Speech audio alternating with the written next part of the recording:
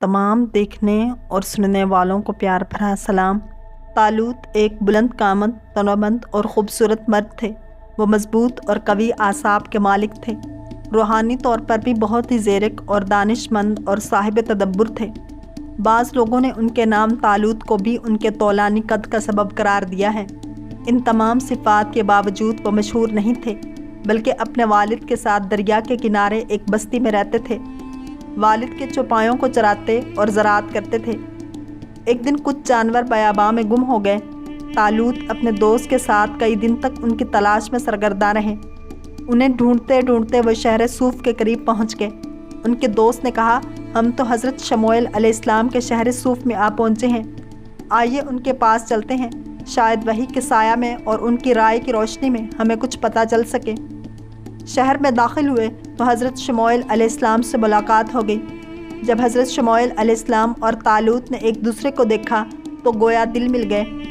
हज़रत शमूएल अलैहिस्सलाम ने उसी लम्हा तालूत को पहचान लिया। वो जान गए कि ये वही नौजवान है जिसे खुदा ने उन लोगों की क़यादत के लिए मुंतखब किया है। तालूत ने अपनी कहानी सुनाई तो हज़रत शमूएल अलैहिस्सलाम कहने लगे, वो चौपाए तो इस वक्त तुम्हारी बस्ती की राह पर हैं और तुम्हारे बाप के बाग की तरफ जा रहे हैं। उनके बारे में फ़िक्र ना करो, मैं तुम्हें इससे कहीं बड़े काम की दावत देता हूँ। खुदा ने तुम्हें बनी इसराइल की निजात के लिए मामूर किया है। तालूत पहले तो इस प्रोग्राम पर हैरान हुए और फिर इसे सआदत समझते हुए कबूल कर लिया। हज़रत शमूएल अलैहिस्सलाम ने अपनी कौम से कहा, खुदा ने तालूत को तुम्हारी क़यादत सौंपी है, लिहाजा ज़रूरी है कि तुम इसकी पैरवी करो।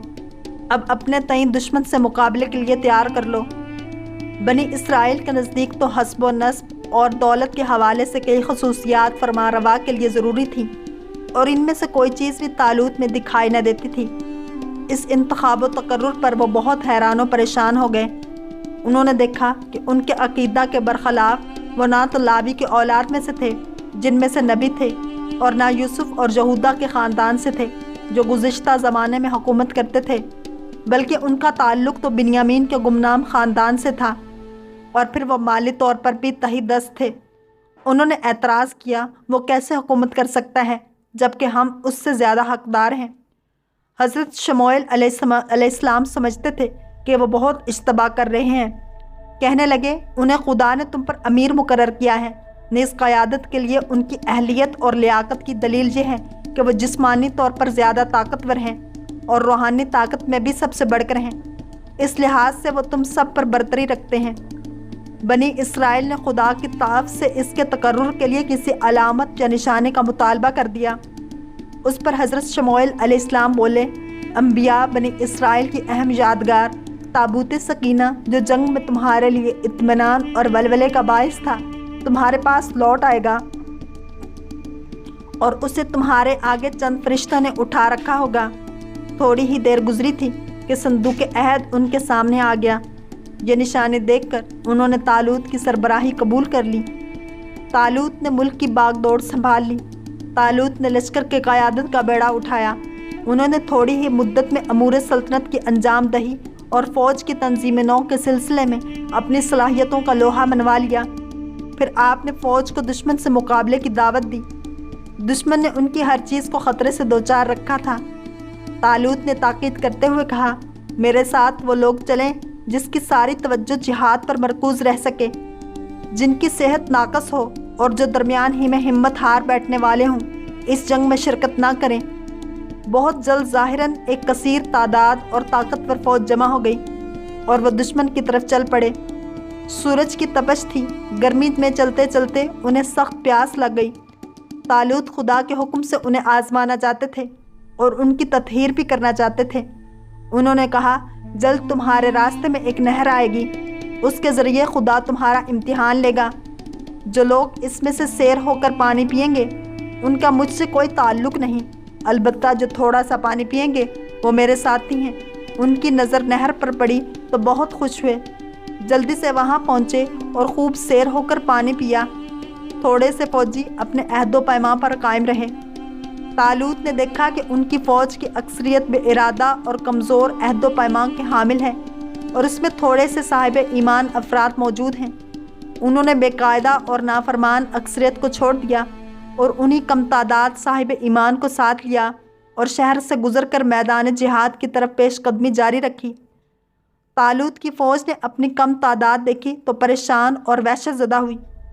فوجیوں نے ان سے کہا، ہم میں تو اس طاقتور فوج کا مقابلہ کرنے کی سکت نہیں، لیکن کچھ ایسے بھی تھے جن کا دل خدا کی محبت سے معمور تھا۔ وہ دشمن کی فوجی قوت اور کثرت اور اپنی تھوڑی تعداد پر ہراساں نہ ہوئے اور کمال شجاعت سے طالوت سے کہنے لگے، آپ جو مسلط سمجھتے ہیں ہمیں حکم دیجئے، ہم ہر مقام پر آپ کا ساتھ دیں گے اور انشاءاللہ کم تعداد کے باوجود دشمن سے جہاد کریں گے، کیونکہ یہ تو کئی مرتبہ ہو چکا ہے کہ کم تعداد خدا کے ارادہ اور مشیت کے سہارے کثیر تعداد پر غالب آئی ہے، اور خدا استقامت اور پامردی دکھانے والوں کے ساتھ ہے۔ طالوت ان کی تعداد اہل ایمان مجاہدین کے ساتھ آمادہ کارزار ہوئے۔ ان لوگوں نے درگاہ الہی سے شکیبائی اور کامیابی کی دعا کی۔ جنگ کی آگ بھڑک اٹھی۔ جالوت اپنا لشکر لے کر باہر نکلا۔ لشکروں کے مابین مبارز طلبی ہوئی۔ اس کی بارو پکار نے دلوں کو لرزا دیا۔ میدان میں جانے کی جرت کسی میں نہ رہی۔ داؤد ایک کم سن نوجوان تھا۔ شاید وہ جنگ کے لیے بھی میدان میں نہ آیا تھا، بلکہ اپنے جنگجو بڑے بھائی اور باپ کی خدمت کے لیے چلا آیا تھا، لیکن چاق و چوبند اور قوی تھا۔ غلیل اس کے ہاتھ میں تھی۔ اس کے ذریعے اس نے 2 پتھر ایسے ماہرانہ انداز میں پھینکے کہ ٹھیک جالوت کی پیشانی اور سر میں پیوست ہو گئے۔ اس کے سپاہیوں پر وحشت اور تعجب کا عالم طاری تھا۔ وہ ان کے درمیان گرا اور مر گیا۔ جالوت کے قتل سے اس کی فوج میں عجیب خوف و ہراس پیدا ہو گیا۔ جالوت کا لشکر بھاگ کھڑا ہوا اور بنی اسرائیل کامیاب اور کامران ہو گئے۔ واللہ تعالی عالم ورسولہ عالم۔ اگر آپ کو یہ ویڈیو پسند آئی ہے تو لائک، شیئر اور سبسکرائب کرنا مت بھولیے، تاکہ ایسے ہی اسلامک انفارمیٹیو ویڈیوز آپ تک پہنچتی رہیں۔